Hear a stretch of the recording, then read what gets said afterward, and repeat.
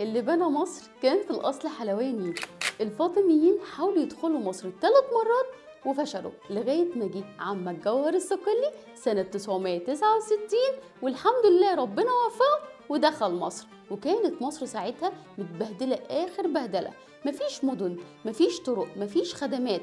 بس الحق يقال الفاطميين دخلوا وروقوا علينا وعملوا حاجات حلوة كتير. الحاج جوهر بنى القاهرة وعمل أسوار وعمل أبواب وحاجات حلوة كتير، وكمان بنى الأزهر الشريف، يعني بنى مصر من أول وجديد.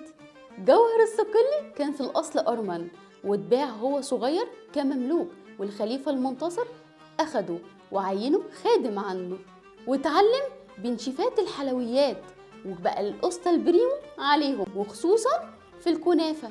سبحان الله، التحق بالجيش وبقى من أهم قادة مصر في الجيش. بقى اللي بنى مصر كان في الأصل حلواني. اكتب لي في الكومنت عايز تعرف ايه تاني عن جوهر الصقلي.